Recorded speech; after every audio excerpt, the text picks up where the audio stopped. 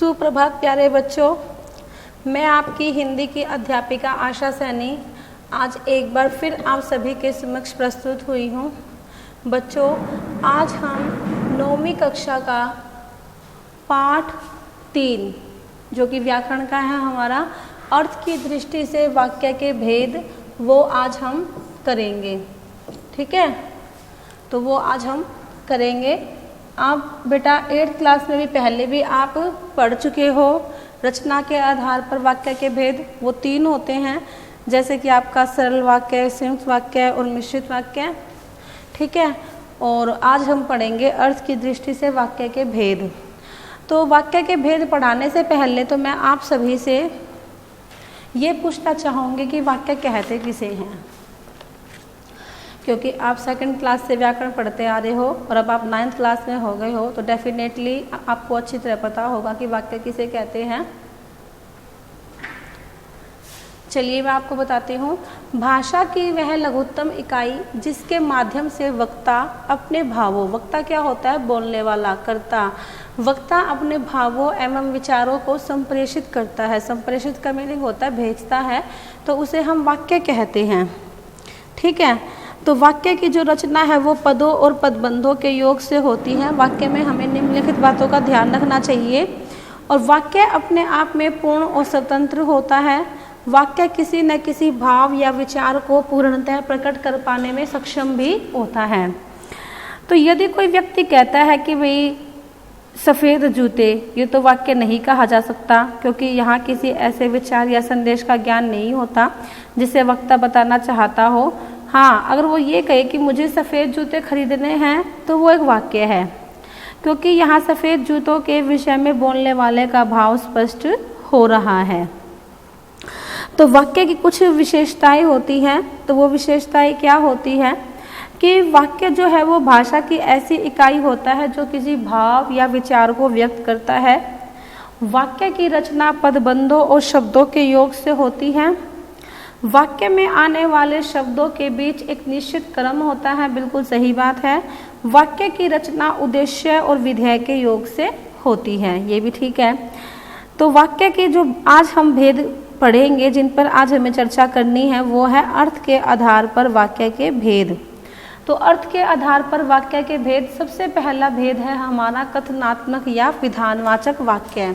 अब ये क्या होता है कथनात्मक या विधानवाचक वाक्य? वो देखिए, कथनात्मक यानी कि कोई भी कथन।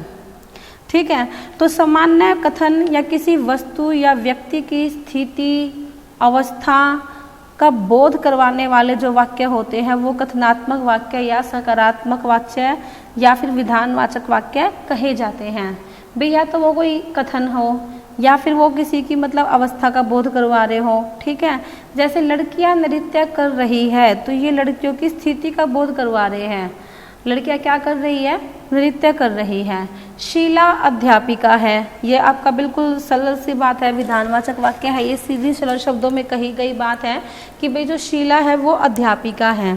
तो इसे हम क्या कहेंगे बेटा? इसे हम कहेंगे कथनात्मक, विधानवाचक, या फिर मैंने आपको एक नाम और बताया है, सकारात्मक वाक्य। सकारात्मक।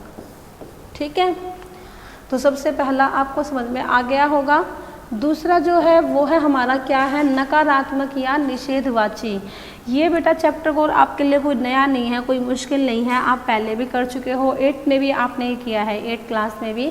नकारात्मक या निषेधवाची वाक्य, तो इनको हम क्या कहते हैं? इनको हम निषेधात्मक भी कहते हैं। और इन वाक्यों में कथन का निषेध किया जाता है। और निषेध कैसे किया जाता है? आपको क्या लगाना पड़ेगा? नहीं, न और मत लगाकर। ठीक है, इनमें आपको ये शब्द मिलेंगे। आप इधर न बैठें, तो इसमें क्या किया गया है? उसको बैठने के लिए मना किया गया कि भाई आपको यहाँ नहीं बैठना है। वे बाजार नहीं गए, नहीं गए ये निषेधवाचक है। ठीक है, आपको यह काम नहीं करना, या मैं कहूँ कि घूमने मत जाओ, तो मैंने उनको मना किया है, कि भाई आपको घूमने के लिए नहीं जाना है। तो वो क्या है? आपका वो नकारात्मक या निषेधवाची वाक्य है। उसके बाद है अगला आपका आज्ञार्थक या विधिवाचक। अब आज्ञार्थक या विधिवाचक क्या होता है? जिन वाक्यों में आज्ञा, निर्देश, प्रार्थना या विनय का बोध होता है। आज्ञा, प्रार्थना, ठीक है, या फिर निर्देश या विनय का बोध होता है, तो उसे हम क्या कहते हैं? उसे हम कहते हैं आज्ञार्थक या विधिवाचक वाक्य। ठीक है, तो वे आज्ञार्थक वाक्य कहे जाते हैं। जैसे हम कहें कि सारा सामान खरीद लाना, तो इसमें उनको सामान खरीदने के लिए कहा गया है। दूसरा है शाम तक जरूर आ जाना, उसमें उनको आज्ञा दी गई है भी तुम्हें शाम तक जरूर आ जाना है। मैं कहूँ कि निकल जाओ मेरे कमरे से बाहर, तो इसमें उनको आज्ञा दी गई है भी तुम्हें कमरे से बाहर निकलना है। ठीक है, तो जिसमें आपको आज्ञा, निर्देश, प्रार्थना या विनय का भाव प्रकट किया जाता है, तो उसे हम आज्ञार्थक या विधिवाचक वाक्य भी कहते हैं। तो आपको इसका एक दूसरा नाम भी याद रखना पड़ेगा, आज्ञार्थक भी और विधिवाचक भी। ठीक है, या तो आज्ञा मिलेगी, आदेश, प्रार्थना होगी, निर्देश दिया जाएगा या विनय होगा। ठीक है, उसके बाद है चौथा है हमारा प्रश्नवाचक। बहुत ही आसान है, बहुत ज़्यादा आसान। जिस तरह अधिकांश सकारात्मक वाक्यों के निषेधात्मक वाक्य बनाए जाते हैं, उसी तरह उनके प्रश्नवाचक भी बन सकते हैं। और ये तो बहुत ही आसान है। प्रश्नवाचक मुख्य तौर पर सकारात्मक और नकारात्मक दोनों ही प्रकार से बनाए जाते हैं। तो प्रश्नवाचक वाक्यों में वक्ता कोई न कोई प्रश्न पूछता है और जिनका उत्तर हमें हाँ या ना में प्राप्त होता है। क्या वह आगरा जा रही है? क्या उसने झूठ बोला था? वे लोग कहाँ रहते हैं? आपको किससे मिलना है? तो ये सभी जो शब्द है ये आपके प्रश्नवाचक का बोध करवा रहे हैं। उसके बाद है आपका इच्छावाचक वाक्य। ठीक है, इच्छावाचक। तो इन वाक्यों में वक्ता अपने लिए या दूसरों के लिए किसी न किसी इच्छा के भाव को प्रकट करता है। जैसे आज तो कहीं से पैसे मिल जाए, उसमें इच्छा प्रकट की है।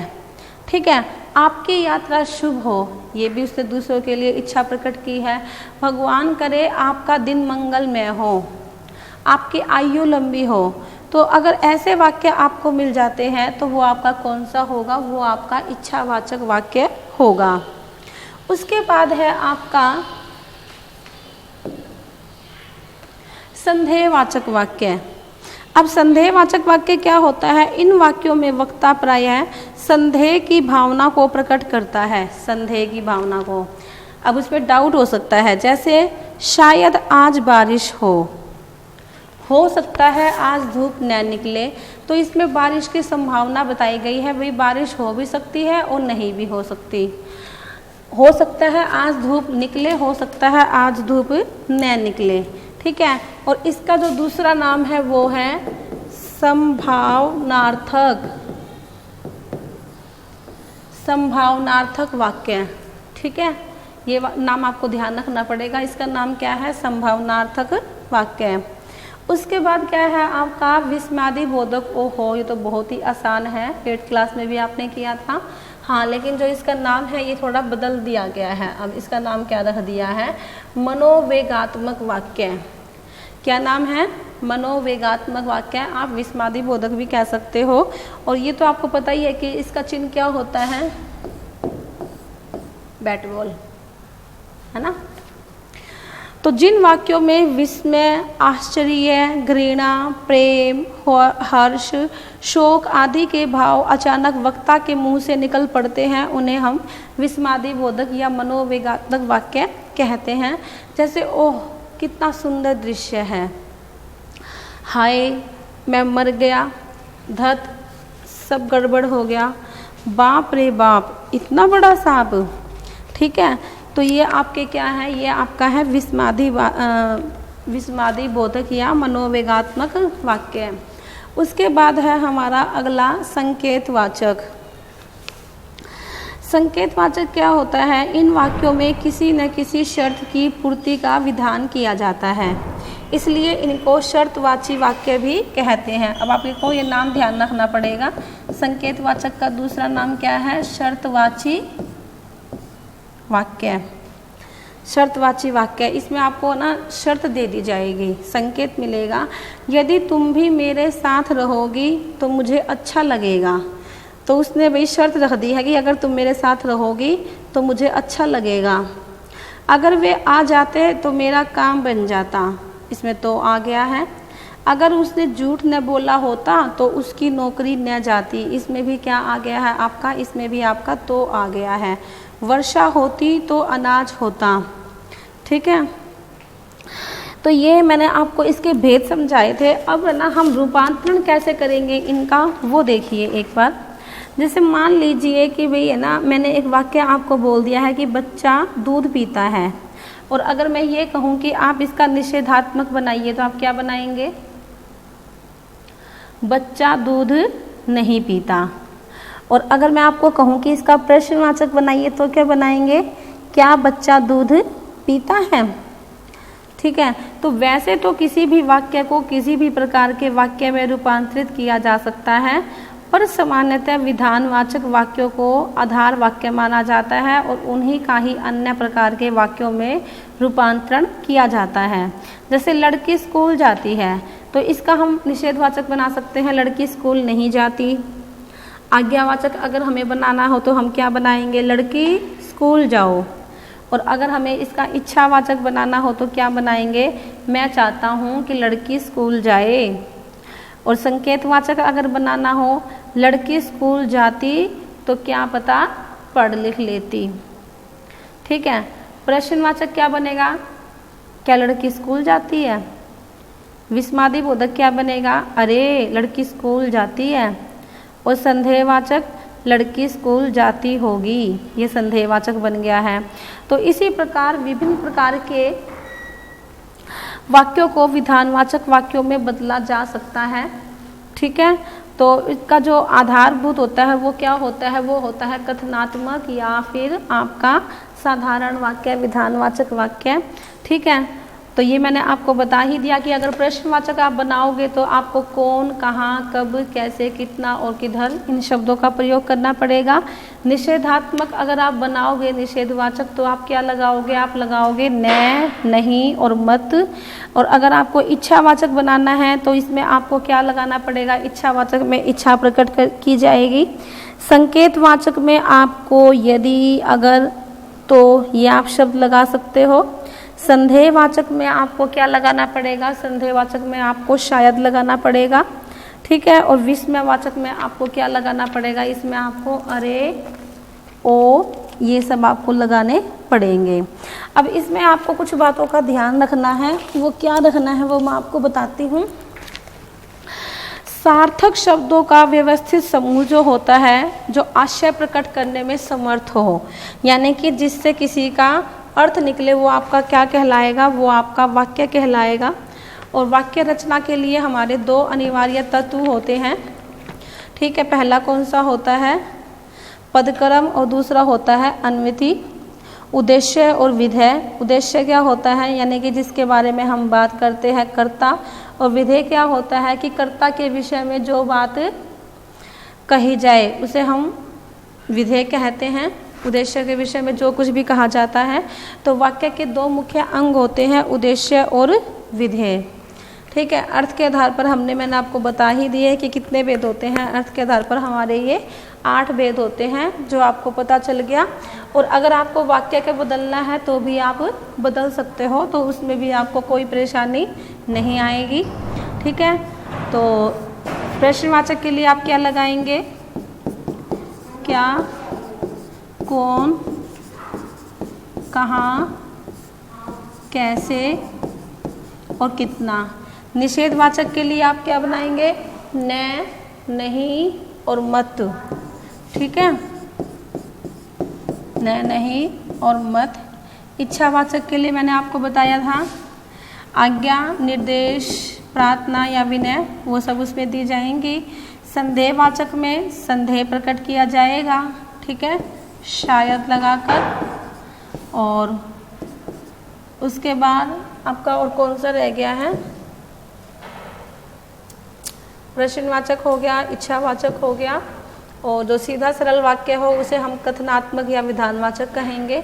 ठीक है, तो ये आपका वाक्य का छोटा सा चैप्टर था, पाठ था, जो मैं उम्मीद करती हूँ कि ये आपको अच्छी तरह समझ में आ गया होगा।